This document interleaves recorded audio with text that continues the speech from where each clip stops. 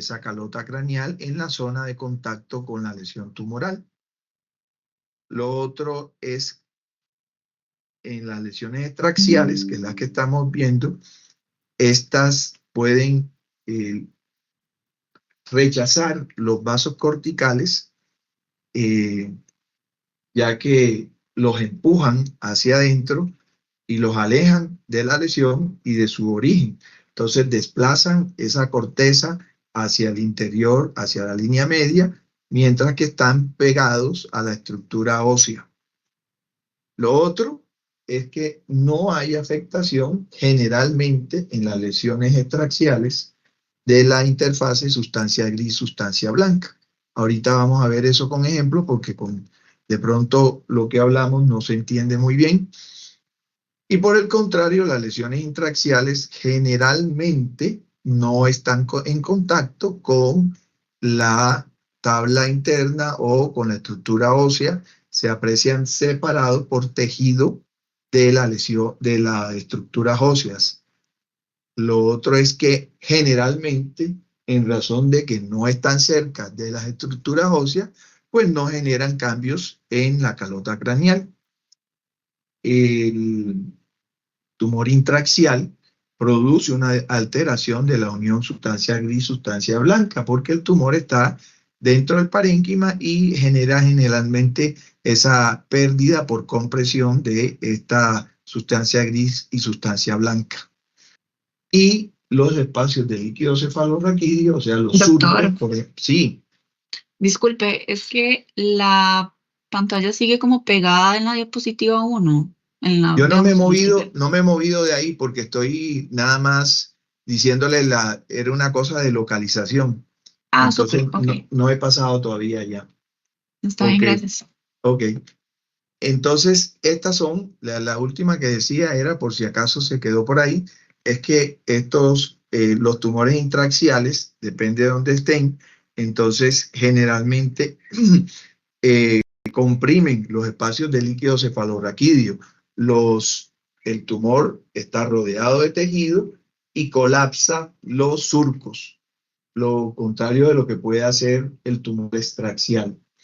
Entonces, esas son cositas iniciales hablando de cada tumor. Acuérdense entonces si es supra o infra y si es intra o extraxial.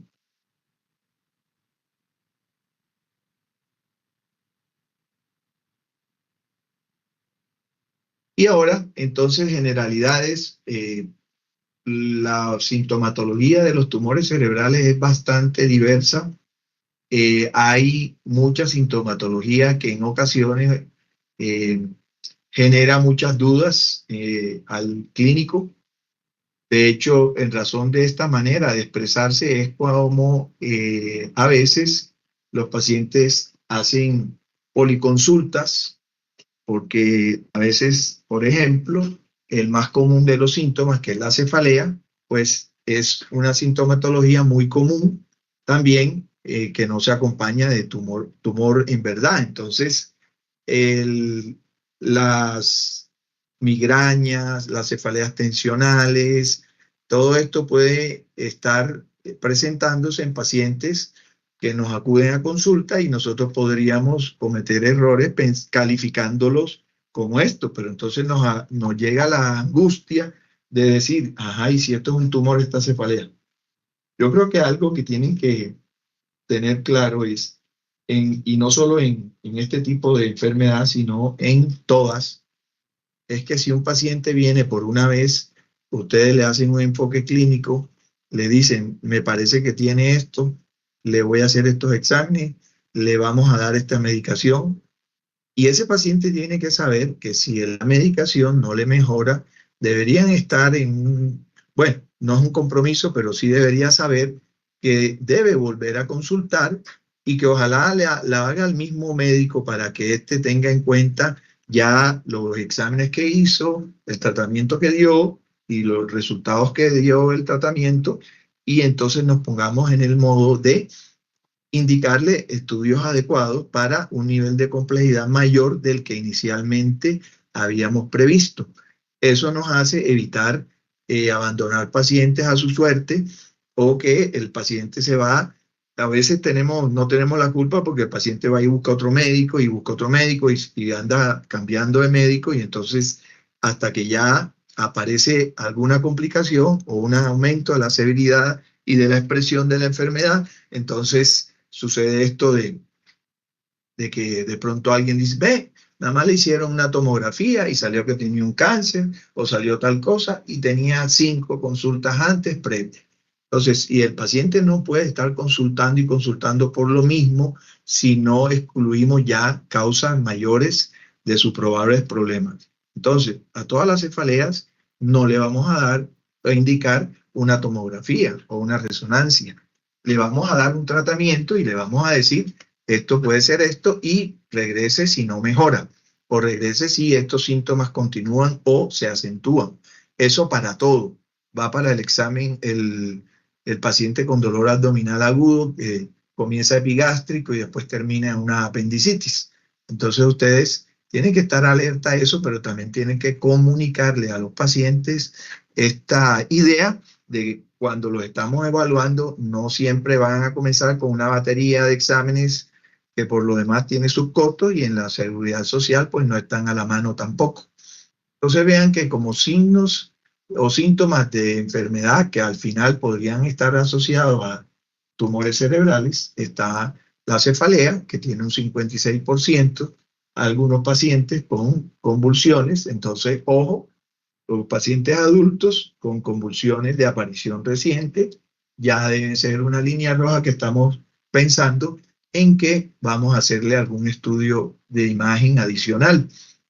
Pero acuérdense que entonces vean que pacientes con alteraciones de la memoria pueden tener esto y imagínense, pues gente mayor con pérdida de memoria, uno tiende a soslayar esta sintomatología y no piensa en una tumoración. Los cambios cognitivos, los déficits motor, obvio que de una vez tienen que darnos pistas sobre un tema de ir a buscar una lesión espacio ocupante, las alteraciones del lenguaje, cambios de la personalidad.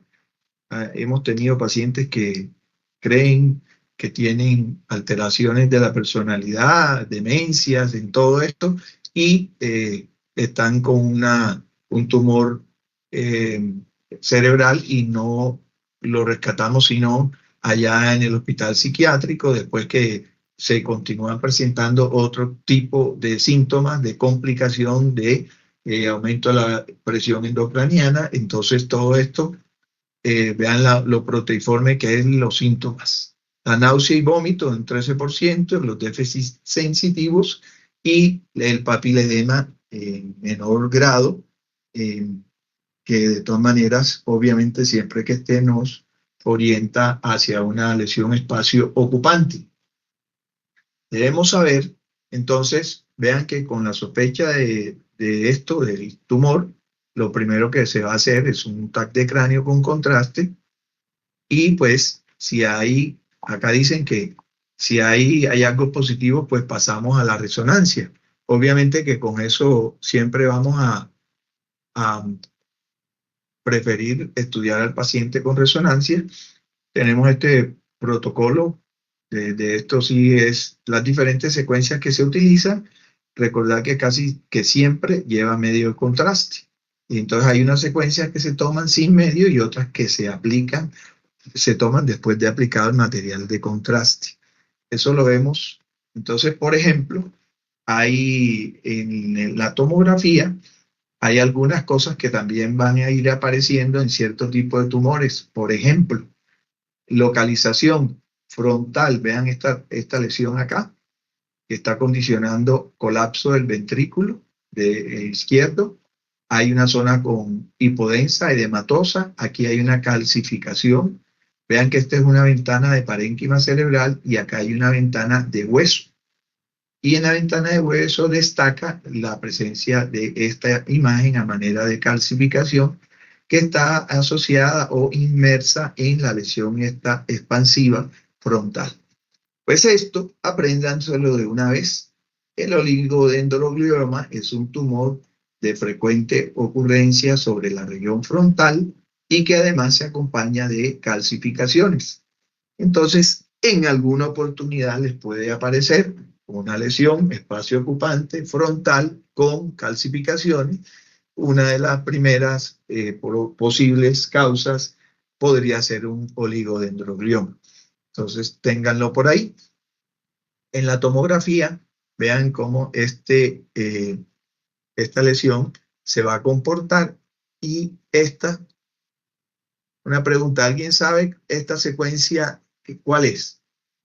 Sin miedo, no importa que no me la digan. ¿Quién se anima? ¿Qué secuencia es?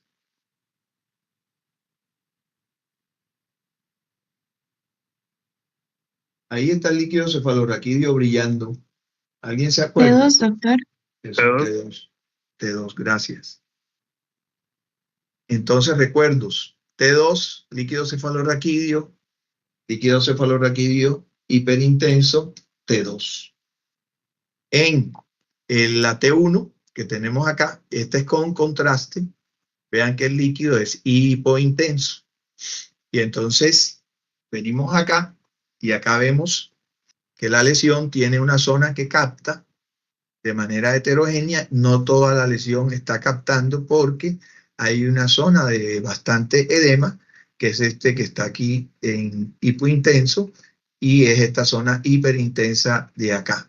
Entonces, hay también unas zonas edematosas que en la tomografía salen, perdón, en la resonancia están en la secuencia T1 como hipointensas y que no están captando. Entonces, todo lo que tiene brillo en el T2, que ese no tiene contraste, son zonas edematosas.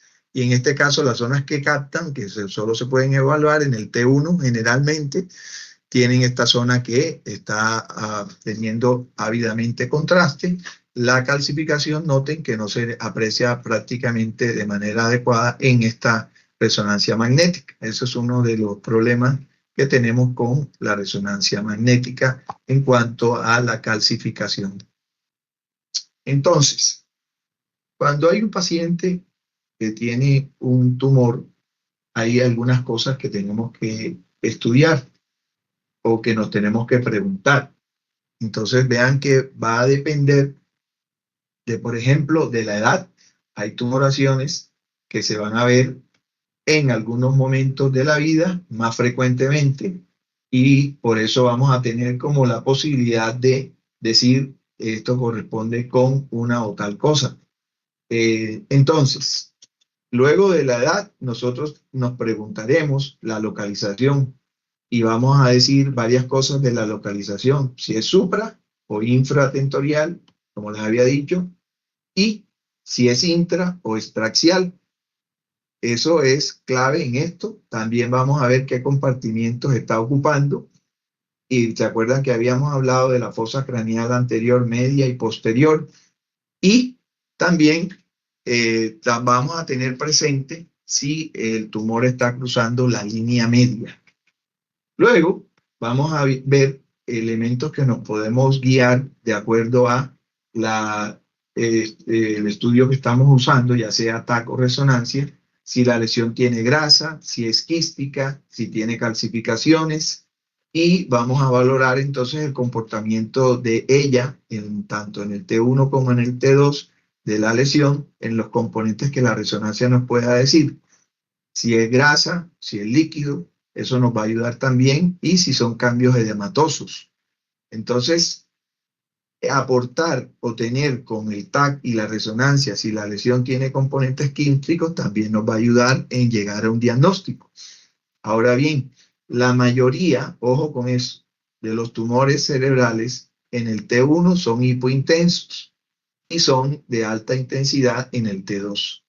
Entonces, esos datos también son importantes para hacer el análisis del tumor y también verificar si son solitarios o múltiples. Aquí es donde ustedes nos van a decir de una vez. Si yo les pregunto por una lesión única, ustedes van a decir que de una vez es un tumor y que probablemente no sea metastásico porque no son múltiples. Pues resulta que las metástasis cerebrales son el tumor más frecuente cerebral, ¿ven? Supera a los tumores primarios.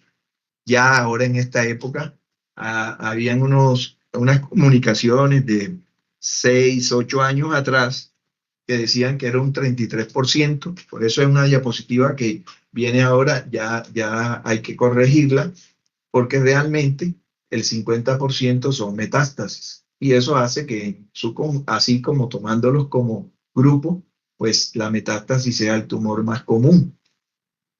Maligno, ¿verdad? El tumor maligno más común.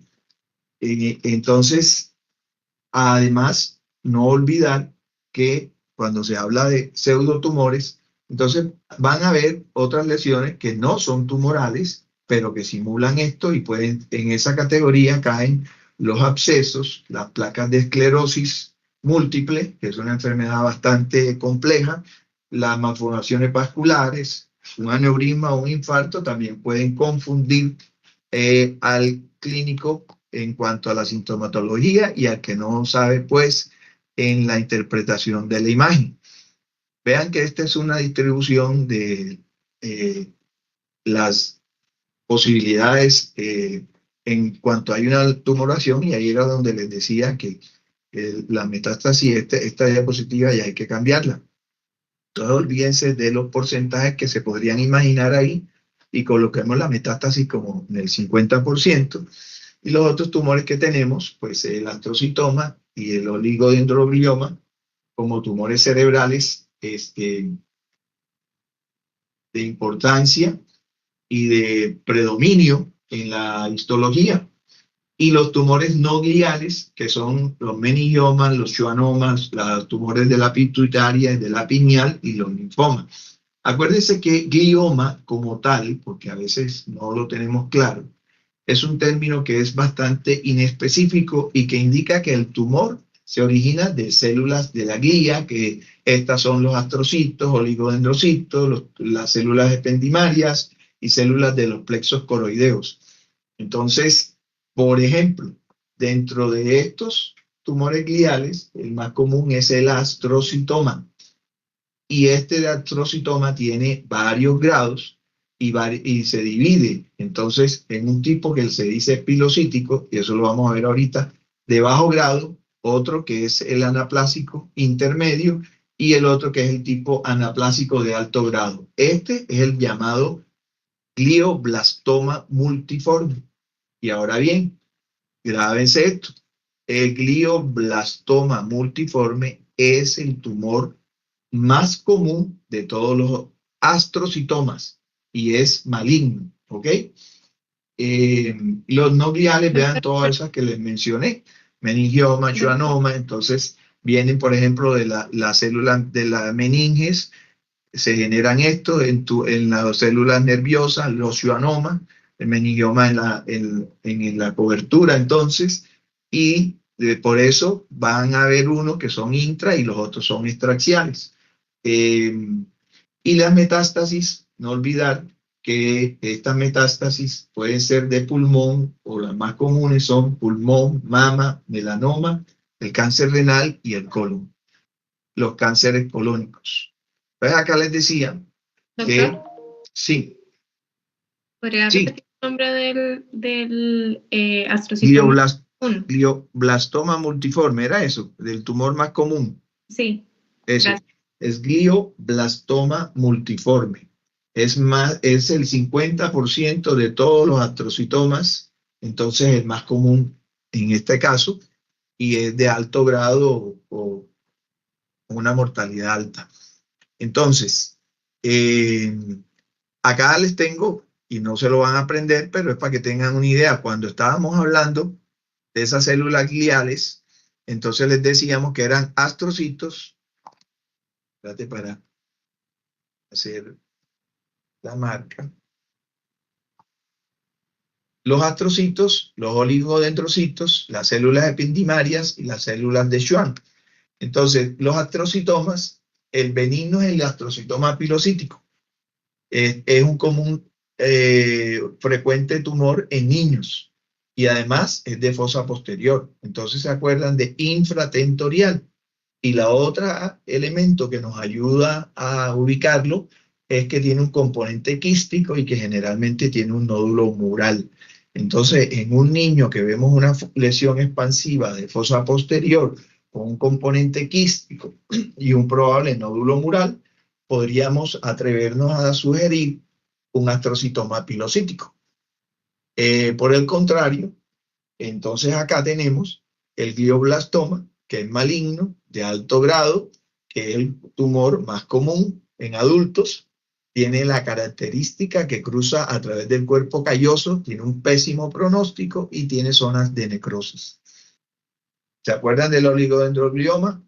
Usualmente maligno, o es maligno, no es usualmente, corrijo para que no quede la duda, es maligno y tiene calcificaciones. Entonces, ojo con las lesiones con calcio, expansivas, intracraneales, que sean intraaxiales, porque ya van a ver que hay benignas que tienen calcificaciones y que usualmente está en el lóbulo frontal. Tiene una ventaja este oligodendroglioma que en términos generales tiene un crecimiento lento. Las células del epéndima, entonces, generalmente están en los ventrículos. En este caso, el ependimoma como clásico. Wow, ¿qué pasó aquí? Voy. El ependimoma, entonces, es el clásico del cuarto ventrículo. Y, ojo, entonces, lesiones intraventriculares, infratentoriales, ependimomas, podría la primera posibilidad para sugerir como diagnóstico. Y en las células de Schwann, el schwannoma es tumor de nervio craneal, están en el ángulo pontocerebeloso, en la región auditiva. Entonces, este tipo de tumores tienen características sobre su proyección al interior del canal, incluso auditivo interno. Entonces, tiene incluso formas características. Esto en cuanto a los malignos. Los tumores, otros, ¿se acuerdan? Que habíamos dicho que las metástasis tienen el 50%, y aquí era donde algo les había querido decir, que si por ser una sola lesión pensábamos que no era metástasis, pues estamos equivocados, porque hasta el 50% de las lesiones metastásicas son únicas. Muy de lo contrario de lo que habíamos estado manejando siempre en cuanto a las metástasis. Y bueno, de las lesiones de las que no son gliales, entonces tenemos las que son neuronales, las células meningoeteliales y las células epiteliales. Y por eso es que podemos hacer la diferenciación de estas lesiones, por ejemplo, meningoteliales. Vienen las que son extraaxiales, vean que es tumor benigno, el más común en adultos, el meningioma, y que tienen receptores de estrógenos y cuerpos de samoma que tienen calcificaciones. El craniofaringioma tiene una proyección especial sobre la glándula hipoficiaria, y esta es otra entidad benigna, otra entidad de etapas tempranas de la vida, y que generalmente también se acompañan de calcificaciones. Tenemos estos como los más importantes y más comunes. El PINET, el más común que se puede visualizar de tipo maligno en los niños, está en el cerebelo y tiene una diseminación por el líquido cefalorraquídeo, así que pueden haber implantes hacia la región de la columna. Esto es una línea de tiempo en donde tenemos el que el astrocitoma puede darse, como ustedes lo ven, a cualquier edad. Desde temprana vida, vean que este es 10 años y este es 60. Entonces, desde edades tempranas ya pueden aparecer astrocitomas. Bueno, dependiendo de la edad también, los más tempranos son, por ejemplo, los papilomas del plexo coroideo, los teratomas, los germinomas, el craniofaringioma un poco de la infancia y hacia la pubertad, y lo que habíamos hablado, el meduloblastoma como maligno y el ependimoma como benigno en fosa posterior. entre las edades de los 20 a los 40, vean que el oligodendroglioma tiene su espacio. Los quistes coloideos como benignos, ependimomas de nuevo, tienen otra pico entre la década de los 40 a los 50. Los tumores pituitarios, benignos y malignos, pueden estar ahí entre los 40 y 50. El schwannoma igual, es de la cuarta década en adelante. Las metástasis tienen un aumento muy acelerado o significativo después de los 40 y los meningiomas desde los 40 son bastante comunes. Entonces, astrocitomas los vamos a ver en prácticamente todas las edades. Acordarse que el 50% de estos tumores pueden ser metástasis y acordarse que generalmente los tumores de la infancia, el ependimoma del cuarto ventrículo y el meduloblastoma que puede estar en los sistemas ventriculares y que tienen migración a través del líquido cefalorraquídeo, además que tiene esta característica de malignidad. Estos son los tumores más frecuentes en grupos. Los supratentoriales, pues el astrocitoma, el santo astrocitoma pleomórfico, los tumores Pined, Dined y ganglioglioma. Y acá, en los infratentoriales, el pilocítico, que es el que les dije que tiene una lesión de tipo quístico con un nódulo mural. Luego el ependimoma del cuarto ventrículo como benigno, el Pined o meduloblastoma con su malignidad y el astrocitoma del tallo que obviamente es maligno. Algunas de estas cosas a tener en cuenta, como la metástasis es de lejos la más frecuente en los tumores infratentoriales y que también tiene una elevada frecuencia en las regiones supratentoriales. Ahora los gliomas se dividen en todas estas variantes. Habíamos hablado ya del oligodendroglioma con su proyección frontal y sus calcificaciones, y el glioblastoma multiforme, que es el maligno de estos, el nivel 4, y que tiene la particularidad de cruzar la línea media. Estas son características de los tumores que incluso se interrelacionan y que van pasando, vamos viendo de uno en uno. La idea es tratar de mostrar qué es lo que tienen de características algunos típicas para que pues tengamos eso como soporte. Por ejemplo, a ustedes acá tienen una lesión que obviamente destaca porque está hiperintensa y tiene cambios de la estructura ósea haciendo una expansión del hueso y la lesión pues mostrando una captación significativa, y acá tiene una imagen de cola dural. Apréndanse esto, que es una prolongación de la tumoración hacia la meninge y captante. Entonces, ¿esto es una lesión intra o extraaxial? Alguien que me diga sin miedo. No, es extraaxial. Acuérdate, y eso es importante porque así hacemos clic con la lesión. Acuérdense, esto que yo les muestro, que lo llama error en el sentido de que uno piensa que está separada, pues precisamente fíjense el borde óseo que viene por aquí de la tabla interna. Esto está expandido aquí y estos son cambios en el hueso condicionados por la lesión que es esta. ¿Ves? Entonces, esta es una lesión que capta en medio de contraste notorio, pero tiene cercanía a esto y está condicionando los cambios óseos.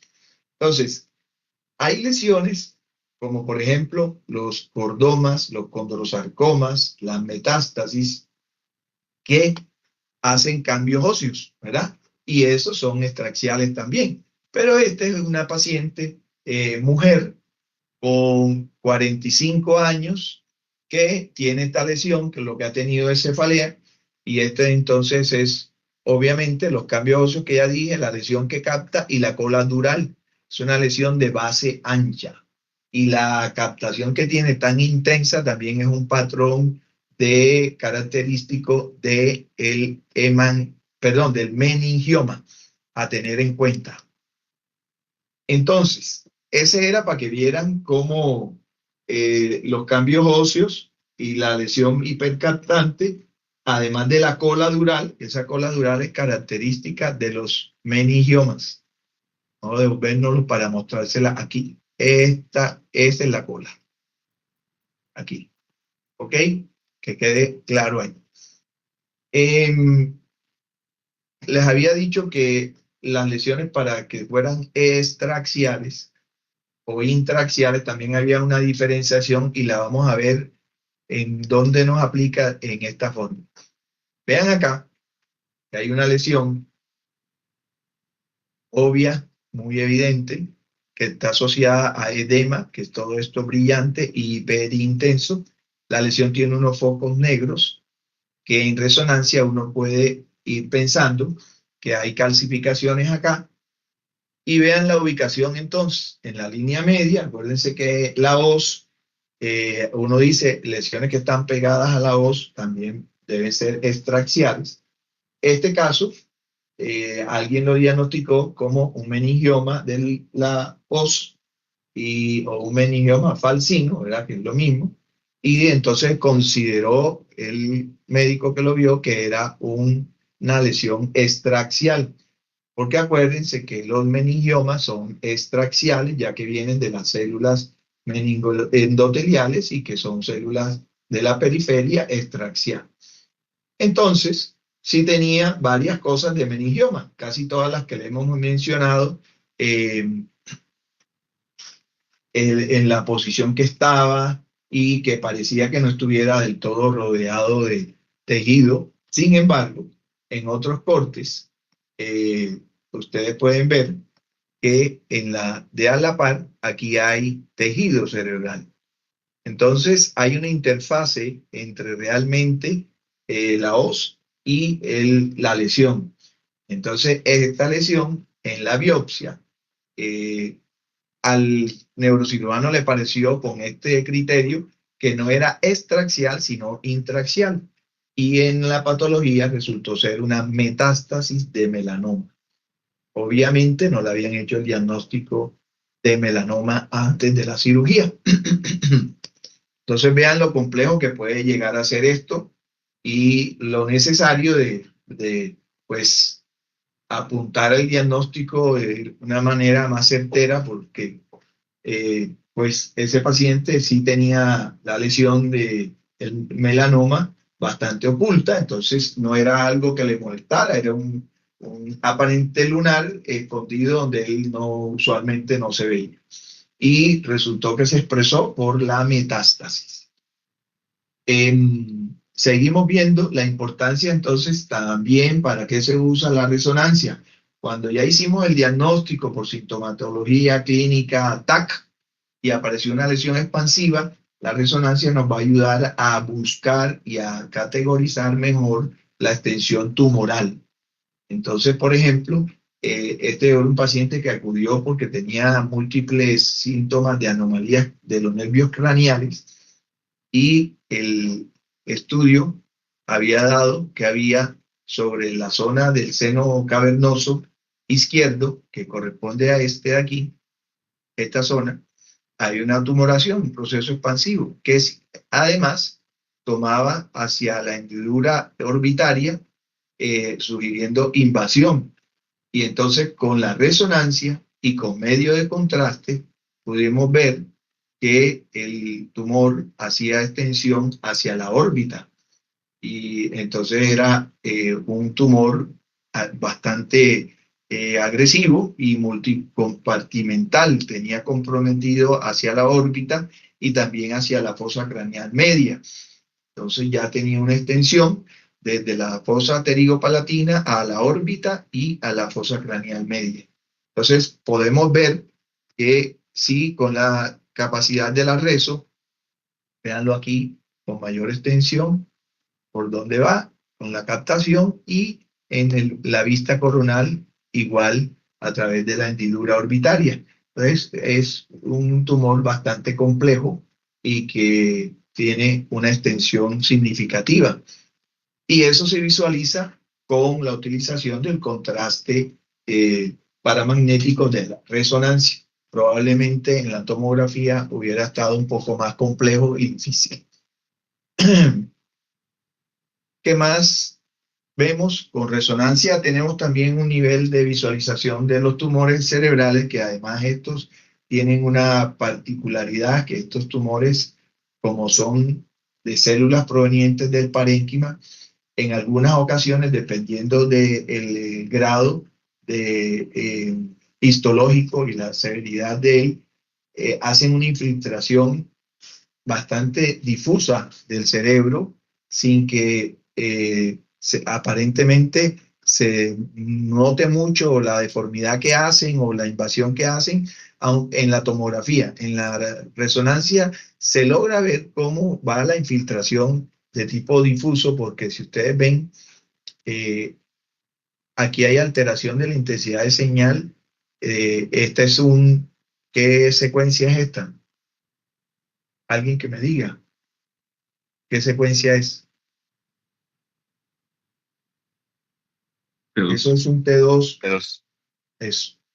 Entonces, acuérdense, líquido cefalorraquídeo hiperintenso, este generalmente no lleva medio de contraste, la alteración está de manera extensa, comprometiendo toda la región frontal, temporal, parietal, zonas gangliobasales, incluso llega hasta esta zona de por acá, periventricular derecha. Luego que este es un T1, le aplicaron material de contraste, vean la cerebral media cómo va, y vean que si ustedes le tienen que poner ojo a que la parte que está con tumor realmente no está captando como debería ser, es por la manera como infiltra, difuso, pero sin que sea un tumor específicamente captante de manera notoria.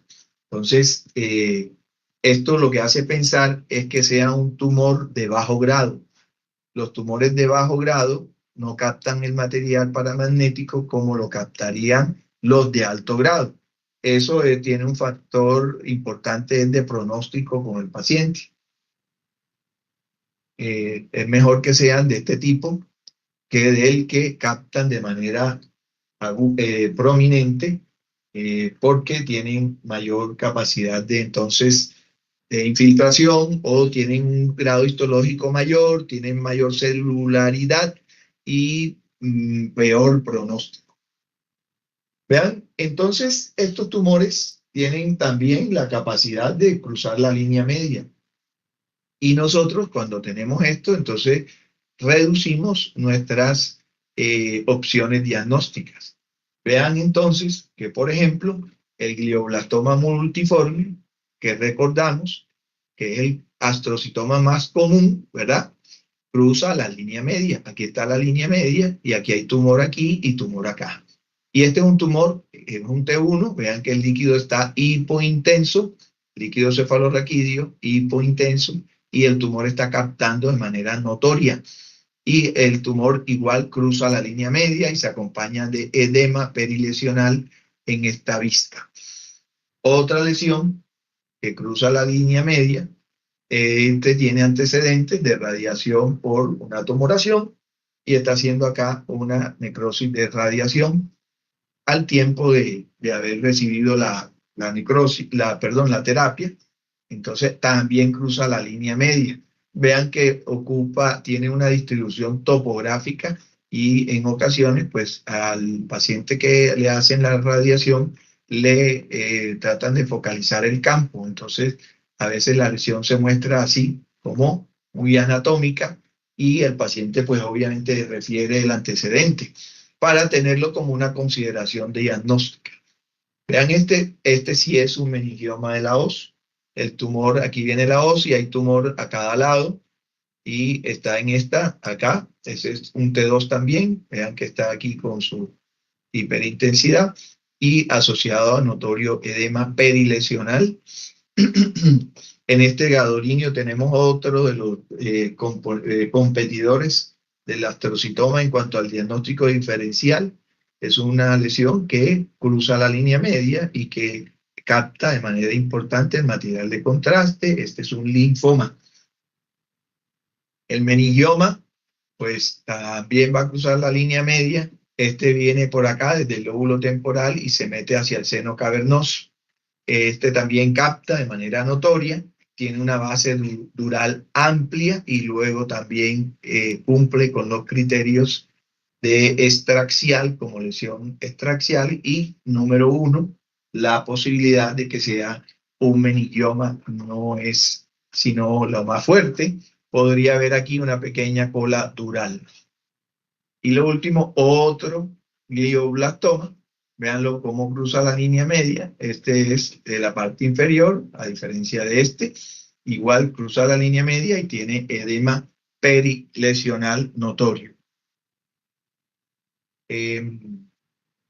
Lesiones que tienen captaciones notorias e importantes. Ahí las tienen. Un segundito que estaba corrigiendo una cosa aquí porque la computadora se fue. Entonces, vean la extensión, por ejemplo, la severidad del proceso de la neoformación en el caso del glioblastoma. Es una lesión extensa que cruza la línea media, que colapsa las estructuras de los ventrículos. En el linfoma, ojo que este tiene la capacidad de cruzar la línea media y de captar. El linfoma es realmente ¿cómo es que se llama? Un tumor que también tiene como multiexpresión, porque en ocasiones podría no ser tan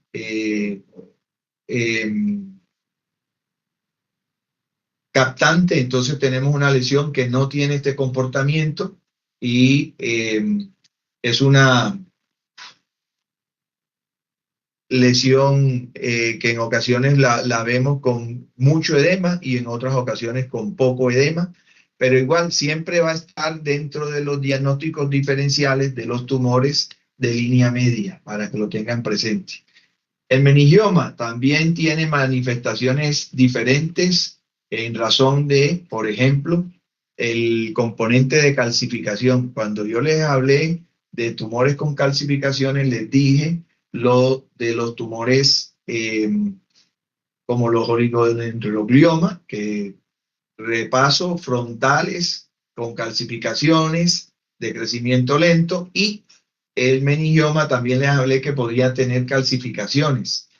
Pues hay unas calcificaciones que son aisladas y también hay unas en momentos en que, como por ejemplo, esta lesión de aquí, que es una extensa calcificación, entonces, o un tumor bastante con un componente cálcico prominente y resultó ser un meningioma. Entonces, para tener en cuenta que hay una variedad en la manera como se van a presentar y tenemos que saber las posibilidades y poder dar algunos pues diagnósticos diferenciales, aunque al final la patología es la que nos va a ubicar.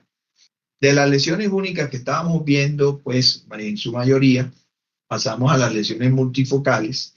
Entonces ya saben que ahora mismo el tumor más frecuente pues son las metástasis. Y ahora bien, en algunos tumores como los linfomas, los glioblastomas multiformes, y hay otra gliomatosis cerebri o gliomatosis cerebral, que su manera de expresarse también puede ser multifocal, ¿verdad? Entonces pueden haber lesiones múltiples correspondientes con glioblastomas o con linfomas. Ojo, también pueden entonces estar las metástasis que ya dijimos y pueden haber lesiones múltiples en los meduloblastomas y en los ependimomas que se van por el líquido cefalorraquídeo y tienen un componente cerebral y otro medular. Entonces, otros tumores, ya estos benignos que pueden ser múltiples, los meningiomas y los schwannomas. Acuérdense que en la neurofibromatosis pueden haber schwannomas múltiples en la neurofibromatosis tipo 2. Este caso que tenemos acá es son schwannomas en un caso de neurofibromatosis, mientras que acá tenemos dos lesiones. Al parecer, probablemente este paciente, si hacíamos cortes hacia arriba o hacia abajo, pudieran tener más lesiones, entonces son lesiones de tipo múltiple. Acuérdense de una cosita, de pronto les preguntamos, por ejemplo, en la neurofibromatosis tipo 1, los tumores que pueden estar son los gliomas ópticos y los astrocitomas, en tanto que la 2 son los meningiomas, los ependimomas, los papilomas del plexo coroideo y los schwannomas, ¿verdad? Que ya se los habíamos mencionado. Importante tenerlo presente, pero de verdad que son lesiones exóticas, de baja ocurrencia. Hay unos tumores que también tienen una particularidad cuando los vemos. Pregunta a ver si a alguno se le ocurre darme una pista. Por ejemplo, ¿qué les llama la atención de esta lesión? Alguien que diga lo que se le ocurra. No Que hay son problema. hipodensas. Sí, tiene una zona en el T1 es hipodenso. Acá es hiperintenso. Acuérdate que son hiperintensas o hipointensas. Entonces, hiperintensas acá en este T2 e hipointensa en el T1, sí. Este es un T1 con contraste. ¿Perdón? Tiene el mismo el comportamiento del líquido cefalorraquídeo. Pues sí, eso está bien y también ese análisis, porque eso es como ustedes pueden decir entonces con eso, que tiene un componente como quístico, ¿verdad? Se podría decir. Aquí, este paciente se presentó con convulsiones. O sea, que es una señora que convulsionó. Y entonces, como era una lesión de una paciente de 45 años, pensamos, ¿verdad?, que tenía una tumoración. Es lo que hay que pensar en los pacientes que hacen convulsiones que no tienen antecedentes de la infancia o de la adolescencia. Lo característico aquí son dos cosas. Uno, esto está en el lóbulo temporal, ¿ya? Este es el lóbulo temporal derecho aquí y este es el izquierdo, ¿verdad? Esto está aquí así. Véanlo acá, se ve mejor, igual acá. Entonces, véanlo en este axial también, fosa craneal media, lóbulo temporal. Aquí está la lesión. Y además tiene otra cosa, que es cortical. Está en el parénquima cerebral, pero vean lo que está en la corteza, esta parte más periférica, aquí.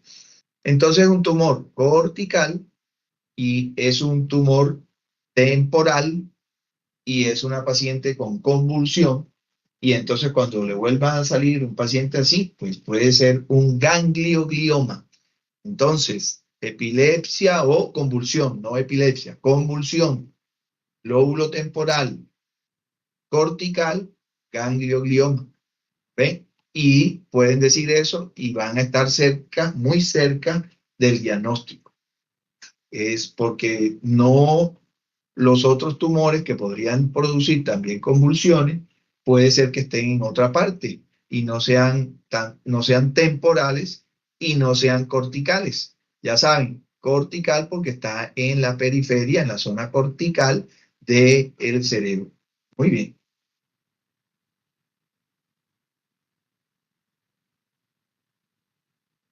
¿Qué se anima a decirme qué es esto? ¿Qué es esto y qué es esto?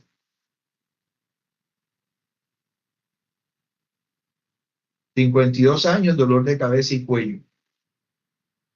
Convulsiones también. ¿Quién dice que podría ser? Ya viendo la tomografía y la resonancia.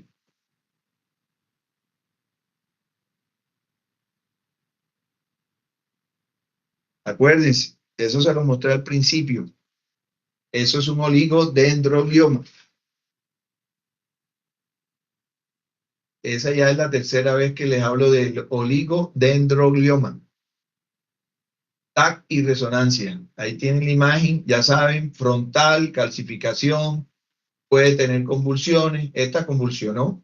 Diagnóstico diferencial, astrocitoma maligno, y se quedan con el oligodendroglioma, ¿verdad? Muy bien. ¿Qué más hay con los tumores? Las manifestaciones o los hallazgos de sustancias que componen el tumor nos ayudan también a llegar al diagnóstico. Entonces, ¿cómo es la grasa en la tomografía? ¿Alguien sabe? ¿Cómo es la grasa en la tomografía?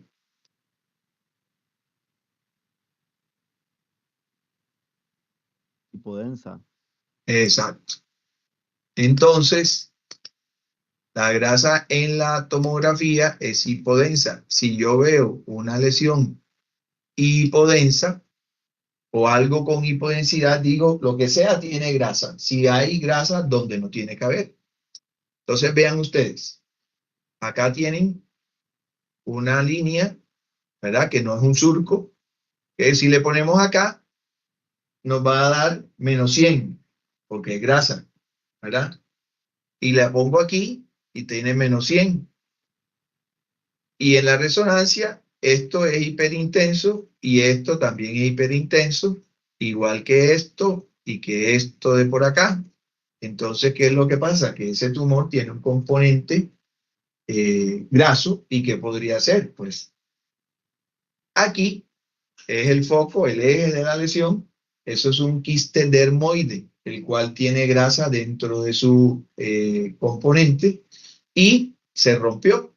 Entonces migró la grasa a través del parénquima cerebral. Entonces vean que pueden tener lesiones de este tipo y estos hallazgos guiarlos a la naturaleza de la lesión o del tumor. Otra, esto es en cuanto a grasa. O sea, ya les hemos dicho, por ejemplo, un componente quístico con un nódulo moral infratentorial en un niño, entonces ya se acuerdan que es ependimoma, ¿les suena? Bueno, o astrocitoma pielocítico, ¿les suena? Ahí está el diagnóstico diferencial. Entonces vean que sí pueden llegar a sostener opciones diagnósticas con lo que se están aprendiendo en un momento determinado. Lesiones o alteraciones que nos guían en los diagnósticos, bueno, todos los tumores no tienen calcificaciones, pero hay unos que sí, y esos los incluimos en el diagnóstico diferencial. Por ejemplo, lesiones intraaxiales que tengan calcificaciones, todos los astrocitomas hasta en un 20%. Los oligodendrogliomas hasta un 90%. Entonces vean que el oligodendroglioma tiene una alta posibilidad de presentarse en una lesión que tenga calcificación. Las metástasis pueden tener calcificación. El ependimoma puede tenerlos, el papiloma de plexo coroideo y los gangliogliomas, como aquel que les mostré, que era cortical y temporal, y se acompañaba de convulsiones, ganglioglioma, ve, hasta en un 40% pueden tener calcificaciones. Los tumores extraaxiales que pueden tener calcificaciones son el meningioma, que tiene hasta en un 25%, y el craniofaringioma, que tiene un 90%. O sea, que los craniofaringiomas tienden a tener bastantes calcificaciones.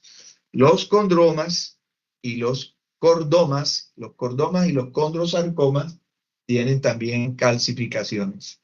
Entonces vean acá, esta lesión está en la línea media y probablemente esto sea un pediátrico, paciente pediátrico, y eso es un probable craniofaringioma. Acuérdense, por ejemplo, ¿por qué yo voy a decir que tengo una lesión en el lóbulo frontal con calcificación expansiva en un adulto? ¿Por qué voy a decir que es un oligodendroglioma? Porque el 90% de los oligodendrogliomas tienen calcificación. Es más probable que eso sea un oligodendroglioma. No es la única opción, pero es la más probable. Y más si le agregamos que es frontal la lesión. Ok, vamos. Este tumor en la... Vemos aquí la calota, vemos aquí una lesión, una alteración hiperdensa, parecida a los plexos coroideos, parecida a la ribete de la hoz. Esto es una calcificación y aquí hay una lesión que no se ve tan clara, pero sí se nota la hipodensidad, ¿la ven? Que tiene acá una resonancia magnética y en la calcificación no se ve. ¿Ven? Aquí está la calcificación. En la resonancia no se nota, sino puede ser por aquí, pero no es muy claro.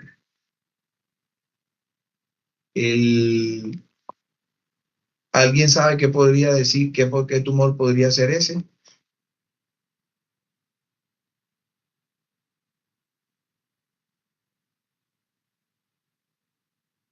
Deben animarse a decir, no importa que digan lo que digan. Aquí nadie les va a calificar porque no lo digan. A mí no se me va a grabar el apellido del que lo diga, más bien la participación en la que van. Ese, Meningioma. ¿cómo? Meningioma. Otra opción,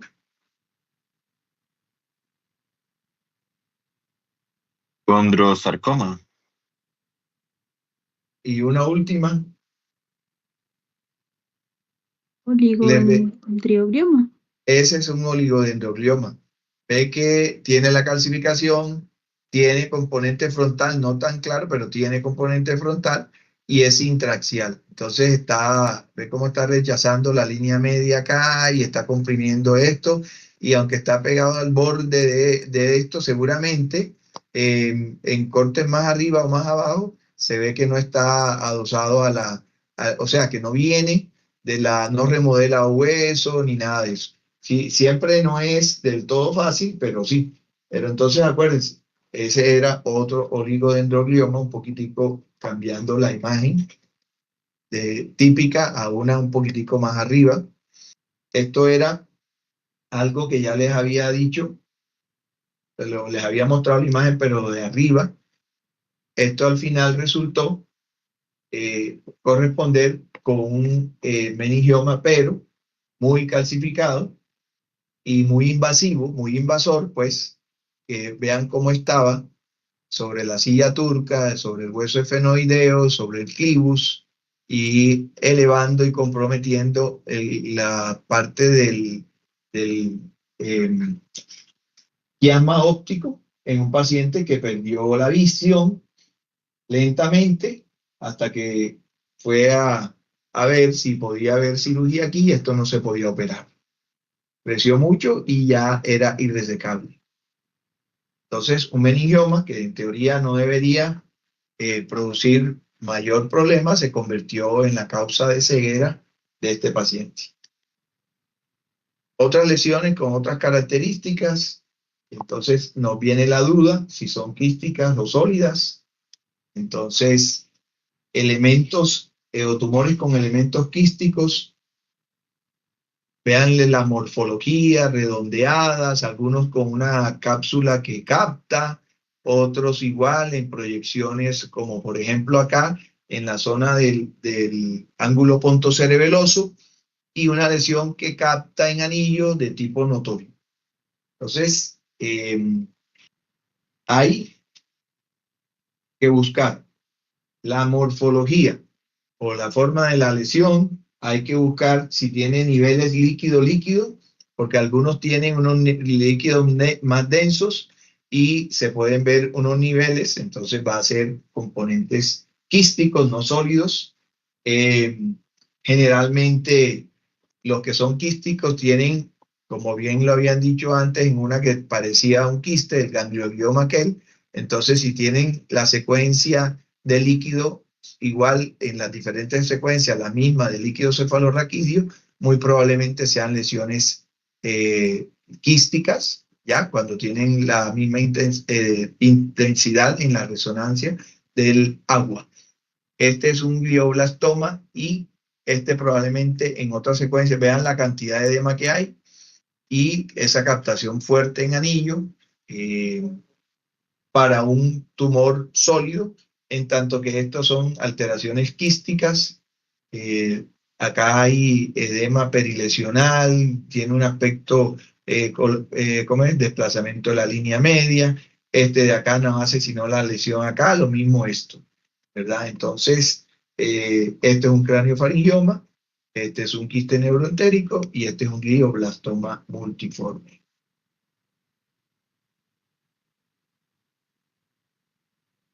En resonancia, a veces lo que brilla, entonces en el T1, pueden ser los desechos de pituitaria, los tumores hemorrágicos, la metástasis, los aneurismas trombosados pueden tener altas intensidades, los contenidos altos de los quistes con tejido líquido proteináceo puede tener alta proteína, los tumores de grasa, acuérdense, tienen los lipomas y los quistes dermoides como el que les mostré, tienen alta intensidad en el T1.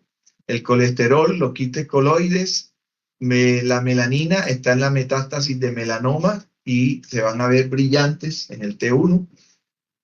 Los elementos de paramagnéticos o depósitos que tengan depósitos de cobre, magnesio y algunos artificios físicos el flujo sanguíneo, por ejemplo, puede dar alteraciones que uno se pueda confundir con alta intensidad. Esto es más de saber todas las posibles variantes que podemos tener en la resonancia cuando aparecen lesiones tan diversas de componentes, tanto líquidos como sólidos o en estados de necrosis, en fin, o la naturaleza de la angiogénesis del tumor.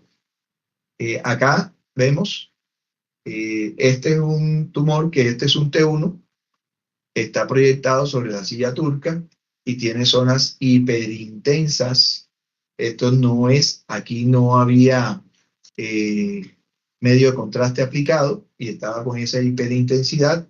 Entonces, este es un paciente que tenía un macroadenoma, es esto, un macroadenoma que estaba con un sangrado. Entonces, esto, estamos hablando aquí de un macroadenoma hipoficiario con sangrado. Vean esto acá, es otra lesión, esta cruza la línea media y capta el medio contraste y ustedes tienen que decir sin miedo, pueden decir que puede ser un glioblastoma multiforme y sí lo resultó siendo, ¿verdad? Y este otro ya es más difícil, realmente es complejo, es un T1 en sagital con zonas hiperintensas, esto es lóbulo temporal y resultó esto ser una metástasis de melanoma. Entonces es bastante complejo hacer esto. Es diferente si hay el antecedente, obviamente, de melanoma, a si no te lo cuentan, porque si no está presente, pues va a ser difícil entrar en ese detalle. Llegar ahí a ese tipo de diagnóstico, me refiero.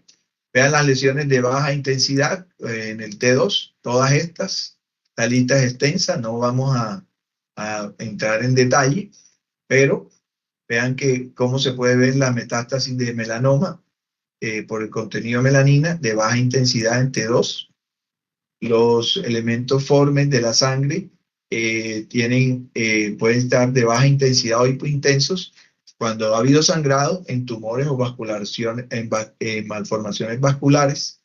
Y todos los tumores hipercelulares malignos, ¿verdad? El glioblastoma, el linfoma, algunos, el oligodendroglioma, el meningioma benigno es obviamente, pueden tener estas bajas intensidades de señales, más que todo el meningioma cuando tiene calcificaciones. Entonces, por ejemplo, vean lo que tenemos acá. Metástasis de melanoma en un T2, tiene edema y zonas hipointensas o con zonas hiperintensas. Otra vez aquella imagen ya se la había mostrado, un glioblastoma cruzando la línea media asociado a edema, un PINET igual centrado en donde está la pineal, la lesión expansiva, un carcinoma mucinoso, una metástasis, una pelota en el hemisferio cerebral izquierdo, asociado a importante edema, linfoma, que puede estar en cualquier parte y se puede poner como diagnóstico diferencial de prácticamente todas las lesiones que puedan estar ahí. Vean otro linfoma en otra ubicación y el edema acompañante.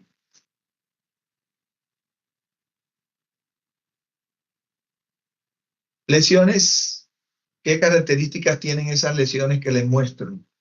Eso sí me lo pueden decir, sin haber estudiado nada de nada. Nada más lo que dicen, lo que ven ustedes, nada más lo que dicen.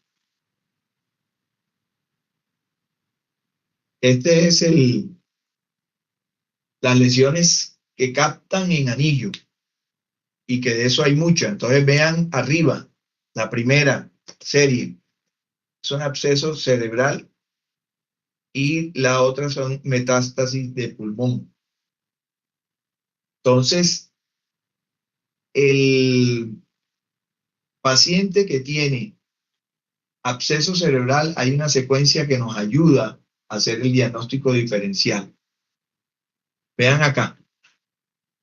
Nosotros le aplicamos a estas dos lesiones, son hiperintensas en el T2, hiperintensas en el T2, ¿verdad? Hipointensa en el T1, hipointensa en el T1. Aquí está captando, tiene medio contraste, capta periféricamente, capta periféricamente. Y entonces, ¿qué vamos a hacer? ¿Cómo llegamos a un diagnóstico ahí? Entonces, esta secuencia que les he mencionado en otras clases, que es la difusión, en donde ustedes ven que se pierde el detalle del parénquima, pero se realzan las lesiones. Entonces ustedes ven esta característica que viene siendo muy clara. En la secuencia de difusión, la metástasis o un tumor cerebral no restringe. ¿Qué es eso de que no restringe? Es que no se aprecia hiperintensa, sino como aquí, que está hipointensa. Acuérdense, cuando hay restricción de los movimientos de las moléculas de agua en el espacio extracelular, se da porque las células están hinchadas, están edematosas, pero a nivel intracelular. Al hincharse las células disminuye la amplitud del espacio extracelular y en las moléculas de agua tienen limitado el movimiento. Ahí es donde se dice que está restringido el movimiento y cuando restringen en la resonancia es brillante. Entonces el acceso cerebral es brillante en la secuencia de difusión y no es brillante, no brilla, no restringe en la metástasis y o en los tumores. ¿Ok? Entonces, eso es para que lo tengan presente. El realce, o sea, la captación de contraste, es característico tanto en TAC como en resonancia. Entonces, tumores que captan el medio contraste de manera ávida, los tumores extraxiales, el meningioma y el schwannoma, tienen una capacidad de captar de manera maravillosa. Los tumores de alto grado, los gliomas, captan de manera también notoria. Entonces, hay unas lesiones que van a captar y que nos pueden engañar, que son las lesiones no tumorales, los abscesos, la esclerosis múltiple, zonas de infarto y acuérdense, metástasis y linfoma. Ya les había mostrado ejemplos de linfomas con una notoria captación. Por acá tenemos una lesión que está captando. Tiene una captación aquí periférica. Está cortical. Convulsiona al paciente. ¿Qué tumor puede ser ese? Alguien que se gane el premio.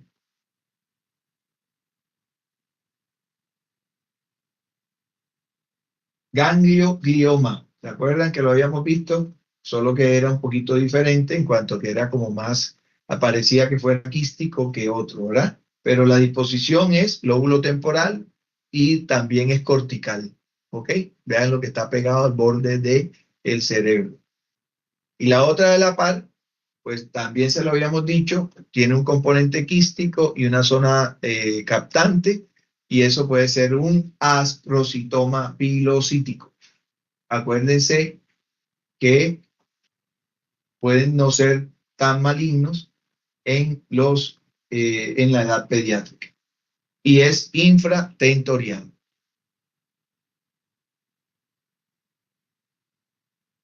Alguien que me diga qué le puede parecer esto. De verdad que alguien defienda al grupo, alguien que saque la cara, aunque se equivoque. Un linfoma. Exacto. Y no solo eso, ese es un linfoma. Y acá tenemos dos lesiones que se están prácticamente besando, pero podría ser la misma con extensión del ángulo pontocerebeloso a la fosa craneal media. Y esos son schwannomas. ¿Se acuerdan que habíamos dicho que captan de manera notoria también? Por acá ese ejemplo ya se lo habíamos mostrado y es para recordarles que entonces cuando, ¿será que alguien dice, pero entonces si no capta no es tumor? No, están los tumores de bajo grado, como este. Entonces que la que tiene contraste no capta mucho, solamente se ve la zona como demarcada, diferente al tejido cerebral sano. Ahí se ve la zona un poco hipointensa y de difícil demarcación, que apoyados también con el edema que tienen en las secuencias de T2, y aquí faltó el FLAIR, entonces uno puede decir que sí, que hay una tumoración ahí que no capta mucho, que puede corresponder entonces con una infiltración por un glioma de bajo grado.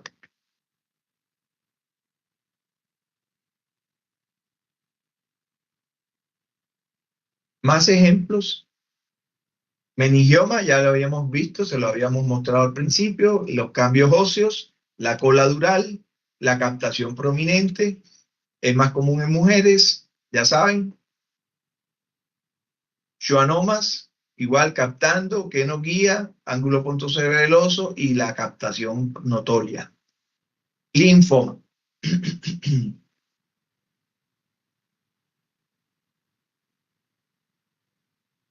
Más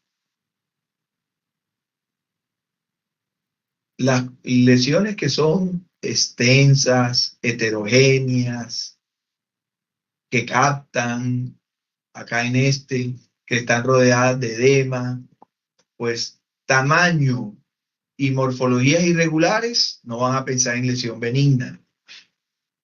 Captaciones de material de contraste, heterogéneas, también a veces subidas de tono, pero también lesiones grandes, son tumoraciones generalmente, no y de tipo maligno, ¿ya?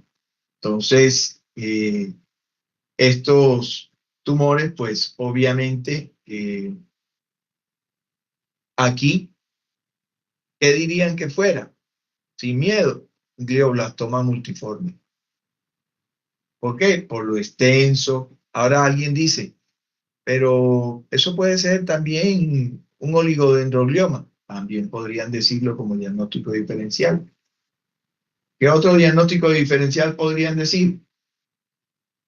La necrosis por radiación. Podrían decirla si el paciente tuviera, obviamente, antecedentes de radiación.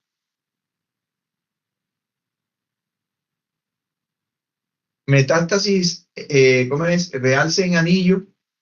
Las metástasis van llevando la bandera, el glioblastoma, los abscesos, las enfermedades infecciosas, esclerosis múltiple y los hematomas crónicos pueden realzar en anillo. Entonces, ojo que tenemos glioblastoma captando, también las metástasis, los abscesos. Ya se acuerdan que con la secuencia de difusión podemos hacer algo con ella para apoyarnos en el diagnóstico. 3 ejemplos primarios de una metástasis, un absceso y un glioblastoma. Vean que no es fácil hacer el diagnóstico diferencial de estos elementos. Prácticamente nos va a servir ahí sacar del diagnóstico diferencial el absceso, porque entre la metástasis y el otro, ahí podríamos decir que o podría ser un glioblastoma o una metástasis, pero el absceso sí va a tener un comportamiento totalmente diferente. Entonces, vean una cosa aquí. Esto no tiene medio de contraste, es el mismo paciente. Prácticamente uno, si no le pusiera medio de contraste, diría que todo bien. Él le pone el medio de contraste y este paciente no tiene una lesión, sino que tiene 3 lesiones. Entonces tiene una aquí, otra acá y otra acá. ¿Ok? Entonces, un schwannoma y meningiomas.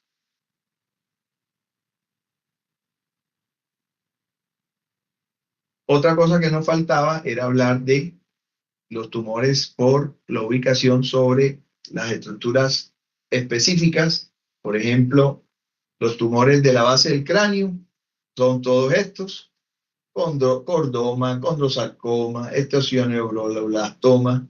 El esthesioneuroblastoma se proyecta anterior sobre la región etmoidal o bietmoidal, sobre la estructura olfatoria, en la base del cráneo, en la región anterior, el cordoma sobre el clivus, condrosarcoma en cualquier parte, lo mismo que el linfoma. El cordoma también es generalmente de la línea media. Eso en general. Los sinonasales, pues obviamente dentro de los senos paranasales. El mieloma puede estar en el cráneo en múltiples lugares, de manera amplia y difusa. Ejemplos de cordoma con su acompañante destrucción ósea. ¿Ven? Aquí hay la lesión captando, la erosión ósea, la lesión aquí en esta secuencia sin captación y acá captando en medio de contraste. Entonces, eso es un típico condrosarcoma. Tumores de la silla turca, ojo, más común, adenoma pituitario, en edad infantil el craniofaringioma. Acuérdense que este puede tener un componente quístico y que también se acompaña de manera importante de calcificaciones. Puede haber meningioma, quistes de la bolsa de Raschke, glioma quiasmático. Pueden tener estos dermoides y epidermoides y todos estos, incluso pueden haber metástasis en la silla turca. Sí. Entonces, ese es el famoso craniofaringioma. Vean que estábamos viendo esas calcificaciones groseras, prominentes.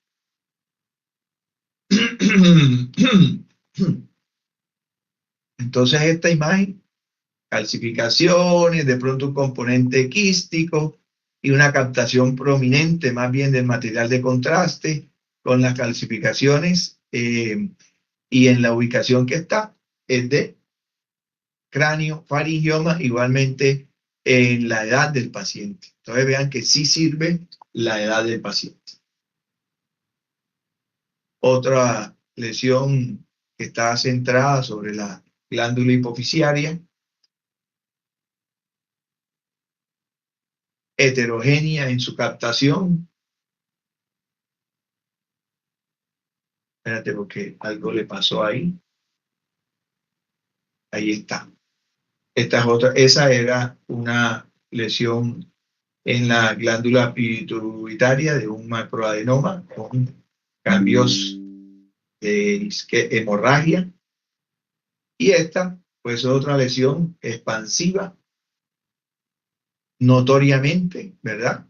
desplaza el quiasma óptico, el paciente tiene que tener síntomas visuales, obviamente, y este no es como el anterior craneofaringioma que se lo estábamos mostrando, pero sin embargo, no es como ese, pero sí es un craneofaringioma. Y es una lesión que vean que puede tener hacia arriba una extensión prominente y también ocasionar disturbios visuales graves.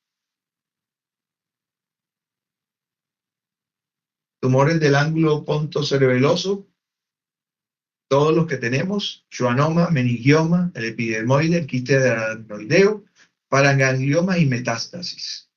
Siempre esos tumores pueden tener una base dural ancha y tienden a meterse al conducto auditivo. Tienen un aspecto de cono de nieve invertido. Entonces, el conito, ¿verdad? Y todo realmente la parte correspondiente con el helado hacia afuera. Aquí pueden haber lesiones como una que les mostré antes, que tenían componente quístico notorio. Aquí lo tenemos. Este es un paciente que tiene un schwannoma quístico extenso. Acuérdense que está centrado sobre el conducto auditivo y que guarda relación con el nervio. Entonces, tenemos que ver la manera como la lesión esta capta el material de contraste en celdas, ¿verdad? Y ese comportamiento de líquido en cada una de las secuencias, T2 y T1. Los tabiques delgados captando el material de contraste. Y acá, tumores centrados en la glándula pineal. Entonces van a ser tumores de la pineal, como, ¿qué pueden haber ahí? El pineocitoma, tumores de células germinales, y también puede haber meningiomas. Y, oh, sorpresa, ¿qué era esa lesión? Un meningioma. Pero igual, como eso, podría ser un pineocitoma por su ubicación y su morfología, solo que de gran tamaño. Y aquí llegamos al fin de la clase de tumores. Realmente de esto hay que aprenderse, o saber, identificar pues los más comunes, esa capacidad de captar el material de contraste, la capacidad de cruzar la línea media, los componentes de los tumores, los que tienen calcio, los que tienen grasa, esa parte del intra y extraxial, repasarla, repasarla y repasarla. ¿Alguna pregunta?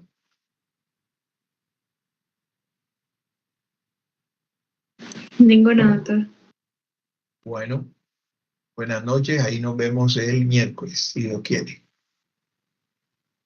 Gracias, doctor. Estén muy bien. Gracias, doctora. Gracias.